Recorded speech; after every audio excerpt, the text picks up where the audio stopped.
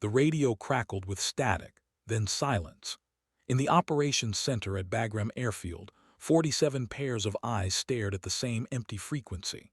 Major General Howard Vickers stood with his arms crossed, jaw tight, watching the digital map where a single blue icon had vanished 3 minutes ago. The mission was over. He'd called it himself. Two F-16s had already turned back, their pilots reporting heavy ground fire and zero visibility in the mountain pass. The AC-130 gunship had exhausted its ammunition. Every asset was accounted for, every soul returning to base. Except one. The icon had disappeared near the Pakistani border, in a valley so narrow the satellites lost track of shadows. No ejection beacon, no mayday call, just silence where Captain Nora, Revenant, Kynes' A-10 Thunderbolt should have been. Vickers had signed the order himself an hour ago, a close air support mission that should have been routine. Taliban fighters had pinned down a Ranger reconnaissance team in a dried riverbed, and the weather had turned violent, clouds dropping like curtains between the peaks. Kyne had volunteered. Of course she had. She always did. The other pilots called her Revenant because she came back from missions that should have killed her, but they said it with a smirk, like it was a joke about stubbornness rather than skill. She was 41, older than most of the squadron commanders, and she flew the ugliest plane in the Air Force like it was a scalpel. The A-10 Warthog. Slow, heavy, built around a cannon that sounded like the sky tearing in half. The younger pilots flew sleek F-35s and talked about her like she was a relic, a museum piece still wearing a flight suit. Now she was gone. Vickers uncrossed his arms and turned to his intelligence officer, a thin man named Carver who looked like he hadn't slept in days. "How long since last contact?" he asked. Carver didn't look up from his screen. 4 minutes, sir. She was making her gun run when we lost her. No distress signal. The Rangers said they saw her dive through the clouds, heard the cannon, then nothing. Vickers nodded slowly. He had flown combat missions in Desert Storm, back when the A-10 was new, and pilots were still figuring out how much punishment the airframe could take. He knew what nothing meant in the mountains. It meant fire and metal and physics. It meant a pilot who pushed too hard, too low, and met the ground at 500 knots. He turned to the radio operator, a young airman whose hands hovered over the controls like he was afraid to move. "Keep the channel open," Vickers said. "If she's out there, she'll call." The airman nodded, but his eyes said what everyone in the room was thinking. No one survives 4 minutes of silence in those mountains. No one comes back from nothing. But then 8 minutes after she disappeared, the radio hissed to life. A voice, calm and rough like gravel under water. "Bagram, Revenant 2-1, still here." The room erupted in motion, officers leaning toward the speakers, fingers flying over keyboards. Vickers stepped closer, his heart pounding in a way it hadn't since his last combat sortie. "Revenant 2-1, say status," he barked into the microphone. There was a pause, long enough that he thought they'd lost her again. Then Kyne's voice returned, steady but strained. "I'm flying on one engine, hydraulics are shot, and I'm missing most of my vertical stabilizer. Request immediate clearance for emergency landing, Bagram. I'm 20 minutes out, but I'm not sure this bird wants to stay in the sky that long." Vickers stared at the map, at the blue icon that had reappeared like a ghost. 20 minutes. The A-10 was a tank with wings, famous for taking damage and surviving, but what Kyne was describing should have turned the aircraft into a lawn dart the moment she pulled out of her dive. He keyed the microphone again, forcing his voice to stay level. "Revenant, copy. We're rolling emergency cruise now. Can you maintain altitude?" Another pause. "Affirmative, barely. Tell the crew to have the fire trucks ready. This landing's going to be ugly." Vickers turned to Carver. "Get me a visual, I want to see what she's flying." Carver's fingers blurred over the keyboard, pulling up a satellite feed. It took 30 seconds for the image to resolve, and when it did, the room went silent again. The A-10 was a mess. The entire right engine housing was blackened and torn, trailing smoke that stretched behind the aircraft like a scar. The vertical stabilizer, the tail fin that kept the plane stable, was gone. Not damaged. Gone. All that remained was a jagged stump of metal, and the horizontal stabilizers on either side were bent at angles that defied aerodynamics. The left wing had holes punched through it, big enough to see the sky on the other side. Kine was flying a dying machine, holding it together through sheer force of will, and whatever scraps of control surface still responded to her touch. Someone in the back of the room whispered, "How is she even airborne?" No one answered because no one knew. Vickers grabbed the microphone again. "Revenant, we have you on visual. You're cleared straight in, runway 27.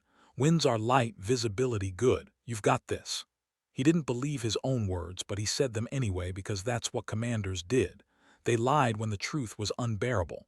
Kine's reply was almost amused, like she could hear through him.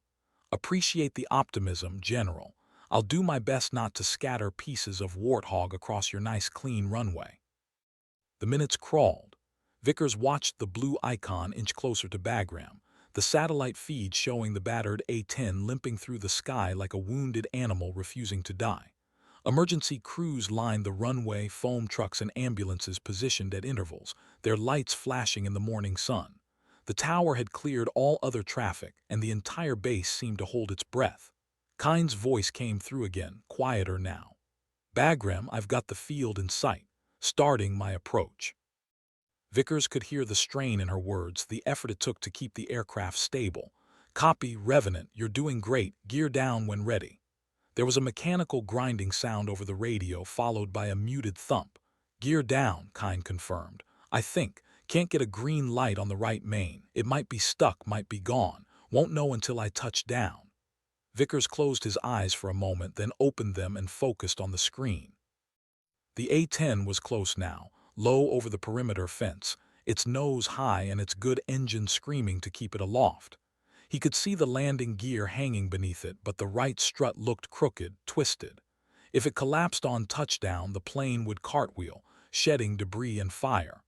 Kine would die, and there was nothing anyone could do. Then crossed the threshold, dropping toward the runway with all the grace of a falling anvil. Kine flared at the last second, pulling the nose up, and the wheels hit hard. The left gear held. The right gear buckled immediately, folding inward, and the right wing dipped toward the concrete. Sparks exploded as metal scraped asphalt, a rooster tail of flame and smoke that stretched 50 feet behind the aircraft. The A-10 skidded sideways, the nose yawing to the right, and for a moment it looked like it would flip. But Kine did something with the rudder, some tiny adjustment that shouldn't have been possible without a vertical stabilizer, and the plane straightened. It slid another 200 feet, carving a black trench into the runway before it finally stopped. The good engine coughed and died. Silence. Then the emergency crews were moving, foam spraying over the wreckage, firefighters running toward the cockpit. Vickers dropped the microphone and started toward the door, his boots pounding on the tile floor. He didn't stop until he was outside, running across the tarmac toward the broken A-10.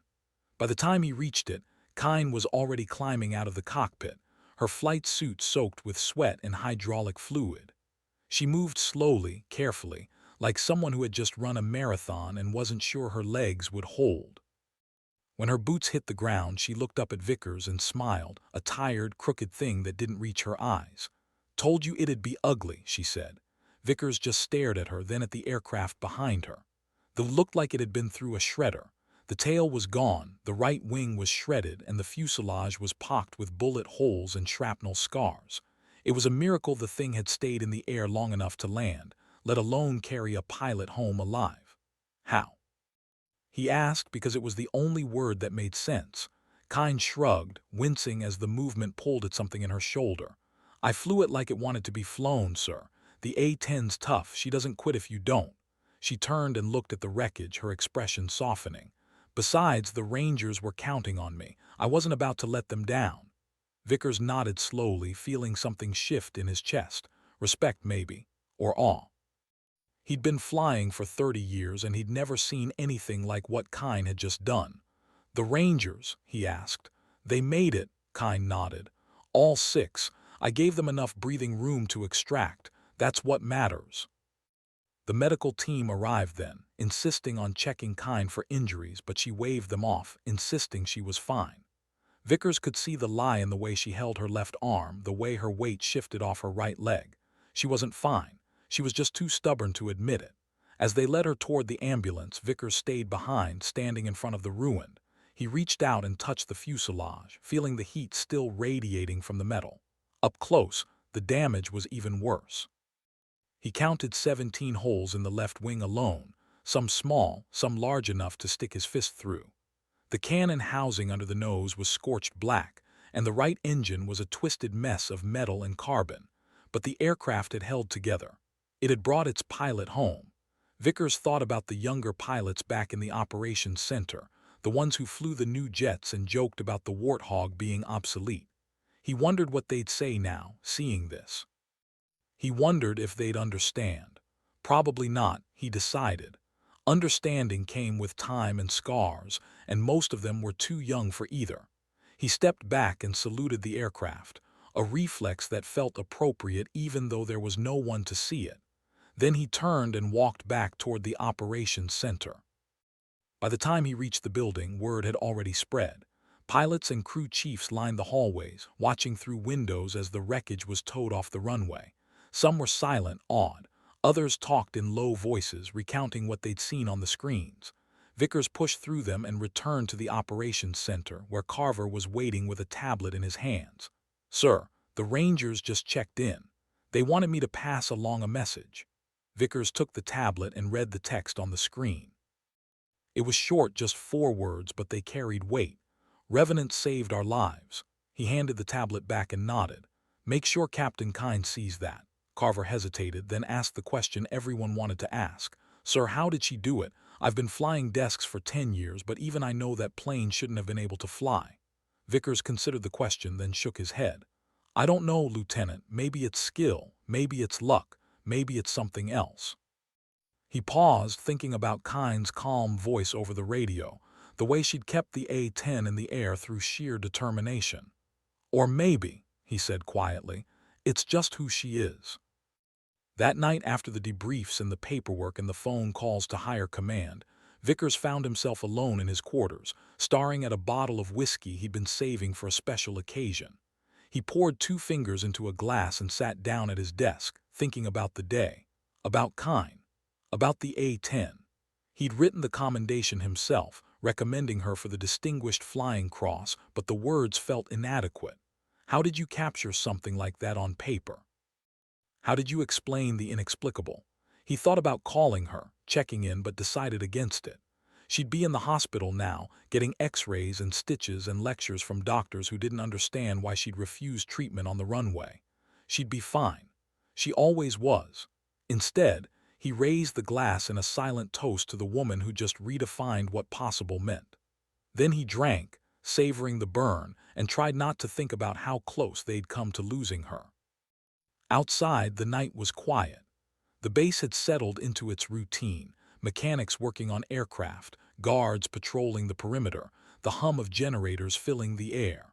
Somewhere in the medical wing, Kyne was probably arguing with a nurse. And on the far side of the airfield, under a tarp, the remains of her A-10 sat waiting for salvage. 3 days later, the story began to spread. It started with the Rangers, who told anyone who'd listen about the A-10 that had appeared out of the clouds like an avenging angel, its cannon tearing apart the enemy positions long enough for them to escape. Then the pilots picked it up, trading details in the ready room, embellishing some parts, downplaying others, until the truth and the legend blurred together.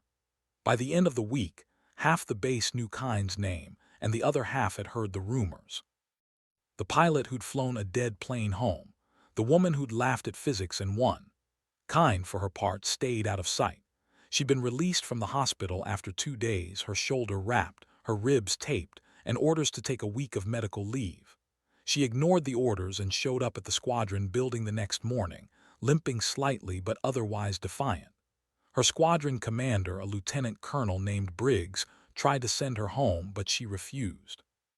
"I'm fine, sir," she said, standing in his office with her arms crossed, "and I've got paperwork to catch up on." Briggs stared at her, exasperated. "Captain, you just survived a crash landing that should have killed you. Take the damn leave." Shook her head. "With respect, sir, sitting at home won't help me. I'd rather be here." Briggs sighed and gestured to the chair across from his desk. "Fine, sit. We need to talk." Kyne sat, wincing slightly, and waited. Briggs leaned back in his chair, studying her. "You know the entire Air Force is talking about you, right?" She shrugged. "I figured it'll pass." "Maybe," Briggs said, "but in the meantime you've got a problem." Kyne frowned. "Sir, General Vickers wants to put you in for the DFC. Public Affairs wants to do a story, and half the pilots on this base suddenly want to know how you did it." He paused, letting the words sink in. "You're going to be a celebrity, Kyne, whether you like it or not." Kyne's jaw tightened. "I didn't do anything special, sir. I just flew the plane." Briggs laughed, a short, sharp sound. "You flew a plane that was falling apart at 500 feet through a mountain pass in a thunderstorm and brought it home in one piece. That's not just flying, Kyne. That's art." She didn't reply, just stared at the floor. Briggs softened his tone. "Look, I know you don't like the attention, but this is bigger than you now. People need to see what real skill looks like." Kyne finally looked up, her eyes hard.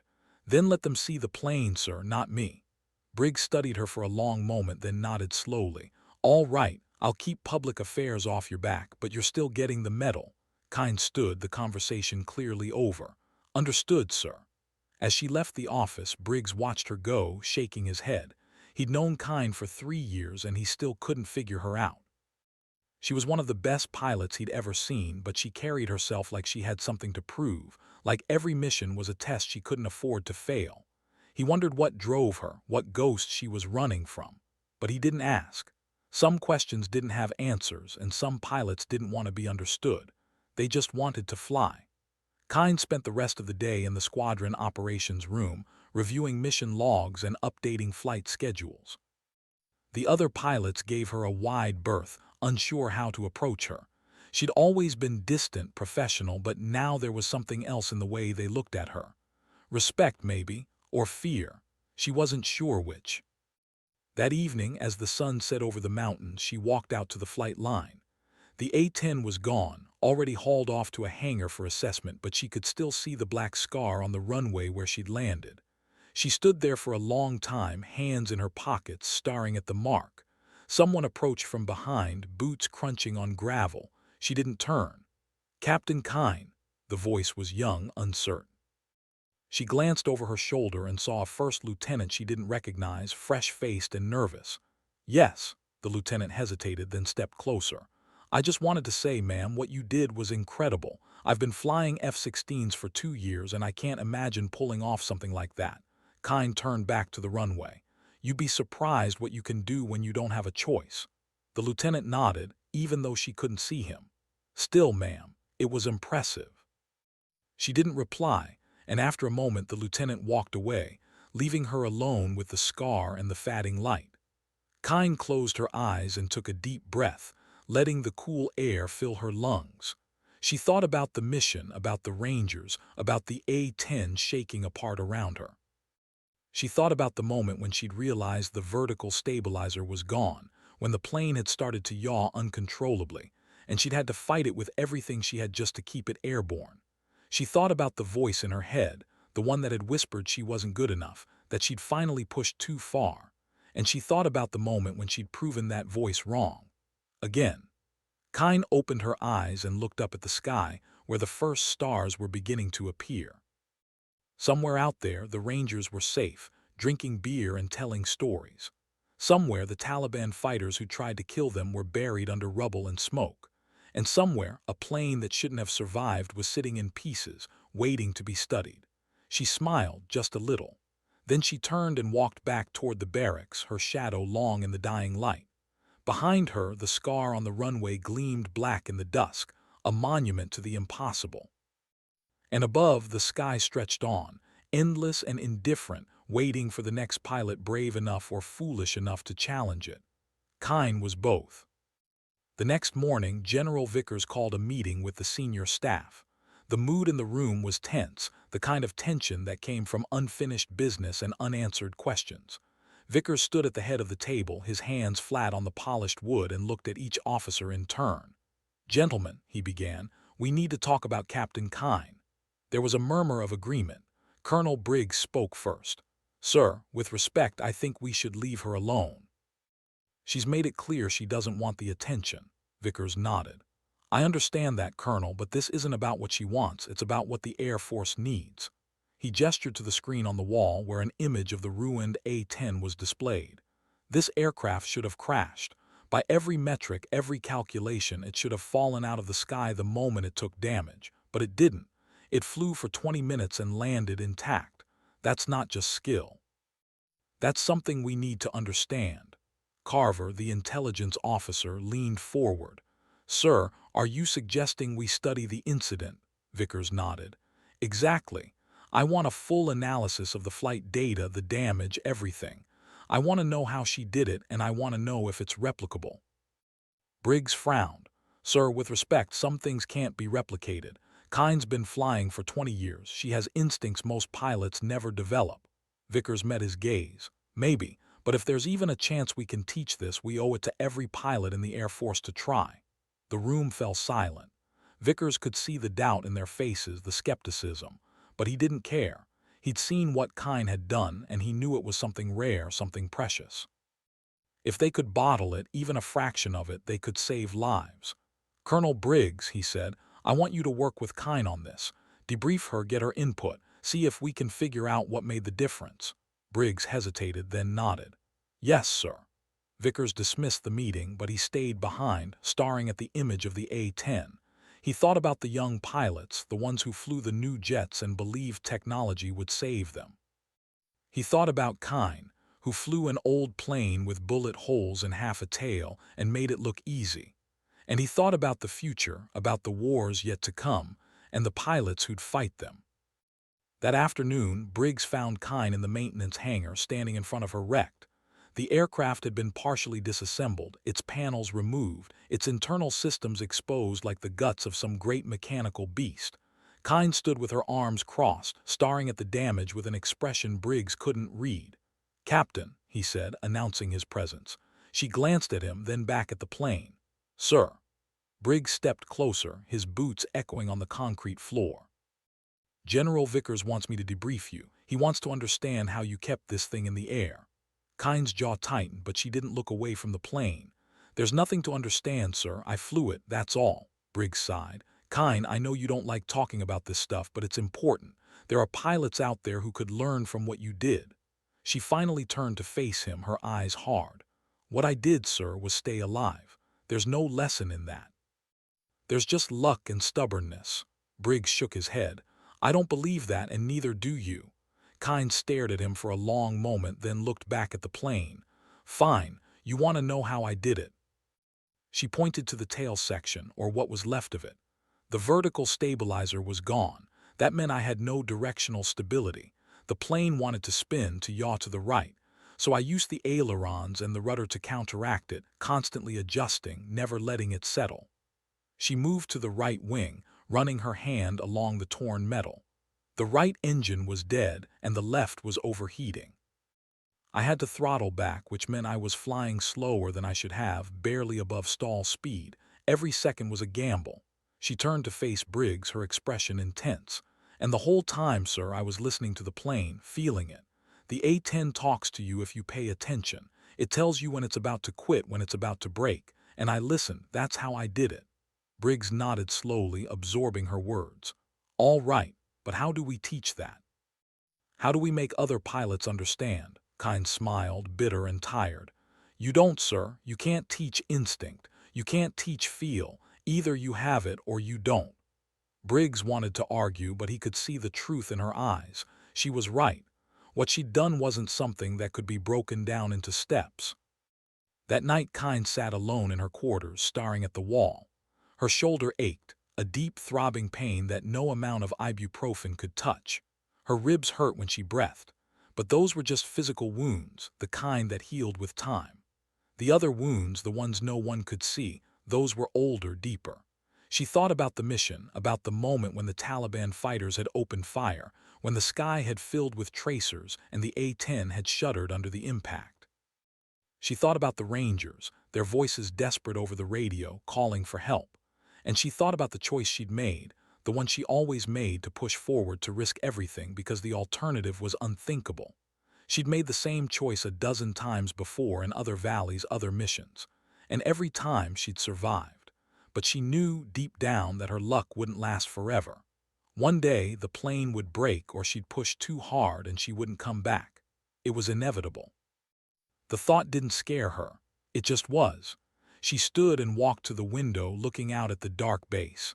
Somewhere out there, other pilots were sleeping, dreaming of glory and medals.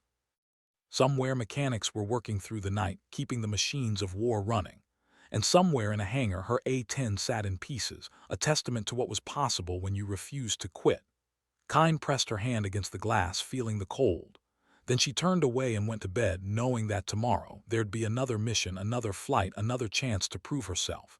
And she'd take it. She always did, because that's what pilots like her did. They flew, even when the plane was falling apart. Even when the odds said they shouldn't survive. They flew.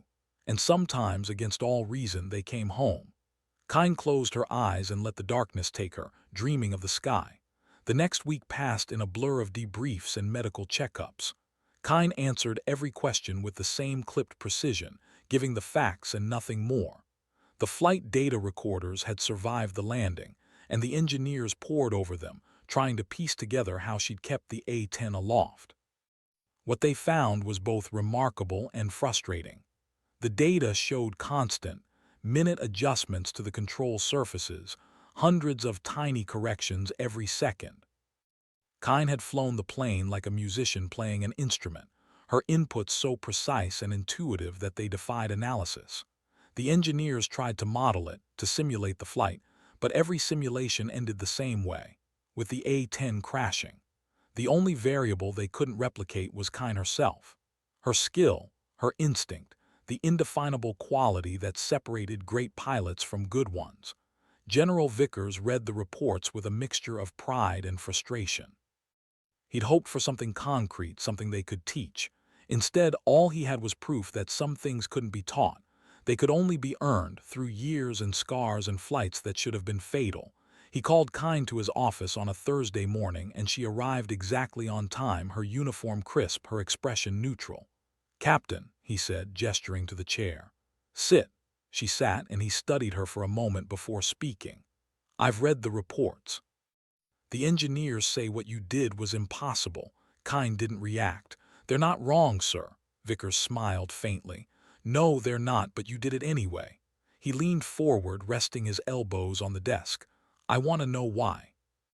Kyne frowned. "Sir, why do you do this, Kyne? Why do you keep volunteering for the worst missions, the ones no one else wants? Why do you push so hard?" Kyne's expression didn't change, but something flickered in her eyes, something old and guarded. "Because someone has to, sir." Vickers shook his head. "That's not an answer, that's an excuse." He paused, letting the silence stretch. "I've read your file, Captain. I know about your brother." Kyne's jaw tightened, and for a moment Vickers thought she might get up and leave, but she didn't. She just stared at him, her eyes hard and unreadable. "With respect, sir, my brother has nothing to do with this." Vickers nodded slowly. "Maybe, but I think it does. I think you've been trying to prove something ever since he died, and I think you're going to keep trying until it kills you." Kyne stood abruptly, her chair scraping against the floor. "Permission to be dismissed, sir." Vickers sighed. "Granted." She left without another word, and Vickers watched her go, feeling the weight of his own words. He hadn't meant to push so hard, but he'd needed to understand. Kyne's brother, Lieutenant Marcus Kyne, had been a pilot too, an F-16 driver who died over Iraq in 2007. Mechanical failure, they'd said. The engine had flamed out and he'd ejected too late. Nora had been flying transport planes at the time, far from the fight, and she'd blamed herself for not being there, for not doing more. She transferred to the A-10 program a year later, volunteering for every dangerous mission she could find. Vickers understood the impulse. He'd lost people too, friends and wingmen, and the guilt never really went away. You just learned to carry it. But Kyne carried hers like a weapon, using it to drive herself harder, faster, closer to the edge. And one day Vickers knew it would push her over. He just hoped he wouldn't be there to see it. Outside, Kyne walked across the tarmac, her hands shaking. She hated that Vickers had brought up Marcus, hated that he'd seen through her so easily. But he wasn't wrong.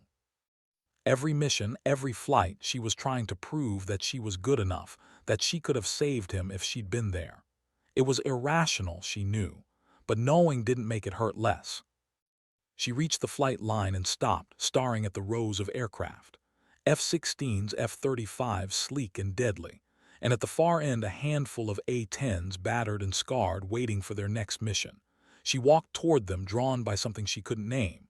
One of the crew chiefs, a sergeant named Diaz, was working on the nearest warthog, his hands covered in grease. He looked up as she approached and grinned. "Captain Kine, heard you wrecked one of my birds." Kine smiled faintly. "About that, Sergeant," Diaz laughed. "Don't be, that plane saved your life, that's what it's built for." He gestured to the A-10 he was working on. "This one's yours now if you want it, just finish the pre-flight checks." Kine looked at the aircraft, its gray paint chipped and faded, its cannon housing streaked with carbon. It was ugly and utilitarian, a flying tank that didn't care about elegance or speed. But it was honest. It didn't pretend to be something it wasn't, and neither did she. "Thanks, Sergeant," she said quietly. "I'll take good care of it." Diaz nodded. "I know you will, ma'am." Kine climbed into the cockpit, settling into the seat. The controls felt familiar, comforting. She ran through the startup sequence, listening to the engines roar to life, feeling the vibrations through the airframe. This was where she belonged, not in briefing rooms or medal ceremonies. Here in the cockpit with the sky waiting above her. She taxied to the runway, got clearance from the tower, and pushed the throttles forward. The A-10 accelerated, its nose lifting, and then she was airborne, climbing into the morning light. Below, the base shrank away, becoming a collection of buildings and runways and tiny figures. Above, the sky opened up, endless and blue. Kine leveled off at 5,000 feet and banked to the east, toward the mountains. She didn't have a mission today, no orders, no objective. She was just flying, letting the plane carry her wherever it wanted to go. For the first time in days, she felt the tension in her chest ease. Up here, there were no questions, no expectations. Just her and the machine and the sky. She thought about Marcus, about the last time they'd talked, a week before he died. He'd called her from Iraq, his voice tired but happy. "I'm coming home soon, Nora," he'd said. "And when I do, you and I are going flying, just like old times." She'd laughed and told him she'd hold him to it, but he never came home. The day of his funeral, she'd stood in her dress uniform, staring at the flag-draped coffin, and made a promise. She'd be the pilot he never got to be. She'd fly the missions he never got to fly. She'd prove that the Kine name meant something, and she'd been keeping that promise ever since. Kine pulled the stick back, climbing higher, the A-10 groaning but obedient. At 10,000 feet, she leveled off again and looked out at the horizon. The mountains stretched below her, jagged and unforgiving. Somewhere down there, the rangers she'd saved were going about their lives, unaware that she was thinking about them. Somewhere, the Taliban fighters were regrouping, planning their next attack. And somewhere, Marcus was gone but not forgotten. She keyed the radio, her voice calm. "Bagram, Revenant 2-1, returning to base." The tower acknowledged, and she turned the plane south, toward home. The flight back was smooth, the A-10 steady beneath her. She landed without incident. Over the next few months, the story of Kine's flight became legend. It spread beyond Bagram, beyond Afghanistan, carried by blogs and news sites and word of mouth. Pilots from other branches started asking about her, wanting to know who she was, how she'd done it. The Air Force, sensing an opportunity, tried again to get her to do interviews, but she refused every time. She didn't want to be a symbol. She just wanted to fly. General Vickers, recognizing her reluctance, stopped pushing. Instead, he made sure she got the recognition she deserved in quieter ways. The Distinguished Flying Cross was awarded in a small ceremony, attended only by her squadron and a handful of senior officers. Kine accepted the medal with a brief thank you and returned to duty the next day. But something had changed. The other pilots, the ones who'd once joked about her being old or obsolete, started treating her differently. They asked her for advice, for tips on handling emergencies. They watched her in the briefing room, listened when she spoke. Respect, Kine realized, was a strange thing. It couldn't be demanded or bought. It had to be earned, one flight at a time. And now, finally, she'd earned it. She wasn't sure how to feel about that. One evening, a young captain named Torres approached her in the ready room. He was an F-35 pilot, fresh out of training, and he carried himself with the confidence of someone who'd never been shot at. "Captain Kine," he said, his tone respectful. "Can I ask you something?" Kine looked up from the flight manual she was reading. Go ahead. Torres hesitated, then plunged forward. How do you stay so calm? When everything's going wrong, when the plane's falling apart, how do you keep it together? Kine considered the question, then closed the manual. You don't, she said simply. You just keep flying. Torres frowned. I don't understand. Kine stood and walked to the window, looking out at the flight line. Fear is always there, Captain. Doubt too. You can't make them go away. But you can choose not to let them control you. You can choose to trust your training, trust your instinct, and fly the plane. She turned to face him. That's all any of us can do. Torres nodded slowly, absorbing her words. Thank you, ma'am. Kine watched him leave. Winter came to Bagram, bringing snow and freezing winds. The mission slowed, but they didn't stop. Kine flew patrol routes, escorted convoys, provided close air support for ground units operating in the mountains. Each flight was routine, uneventful, but she approached them with the same focus, the same intensity, as if each one might be her last, because one day it would be. In December, she got a letter from one of the rangers she'd saved. His name was Corporal Daniels, and he wrote in clumsy, earnest sentences about what her actions had meant to him and his team. We thought we were dead, he wrote. And then you showed up. I don't know how to thank you, ma'am, but I'll never forget it. None of us will. Kine read the letter twice, then folded it carefully and put it in her footlocker.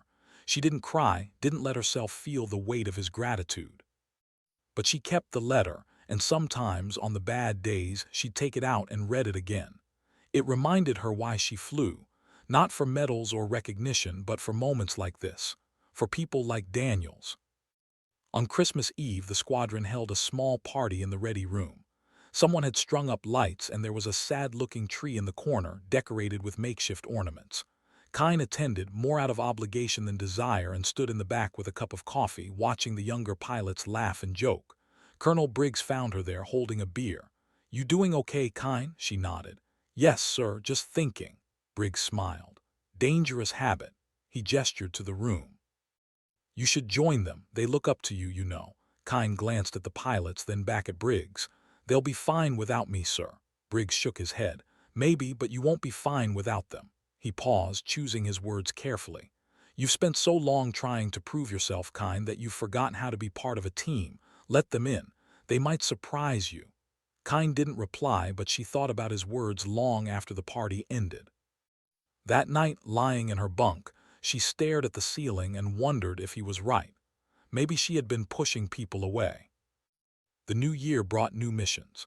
Kine flew more close air support sorties, her A-10 becoming a familiar sight to the ground troops. They started calling her by her call sign, Revenant, and the name carried weight now. It wasn't a joke anymore. It was a promise. If you were in trouble, if you needed help, Revenant would come. In February, a convoy was ambushed in a narrow valley. The Taliban had set up a complex ambush, blocking the road with IEDs and pinning the convoy down with machine gun fire. The convoy commander called for air support, his voice frantic. Kine was on patrol nearby and responded immediately. She arrived over the valley within minutes, assessing the situation from above. The convoy was trapped, unable to move forward or back. The Taliban fighters were dug in on the ridges, firing down into the vehicles. Kine didn't hesitate. She rolled in, her cannon roaring, and the ridge exploded in fire and smoke. She made 3 passes, each one precise, each one deadly. By the time she pulled off, the ambush was broken. The convoy commander's voice came over the radio, shaky but grateful. Revenant, you just saved our asses. Thank you. Kine didn't reply. She just turned her plane toward home and flew. That night back at Bagram, she found a bottle of whiskey waiting on her bunk.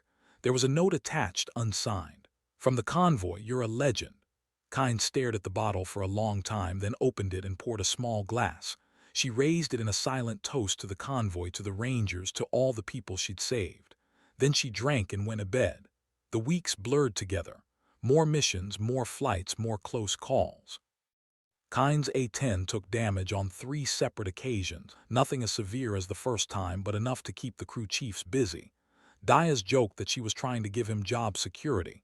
You keep breaking my planes, ma'am, and I'll never get a day off, he said, grinning. Kine smiled. I'll try to be more careful, Sergeant. But they both knew she wouldn't. Careful wasn't in her nature. In March, General Vickers called her to his office again.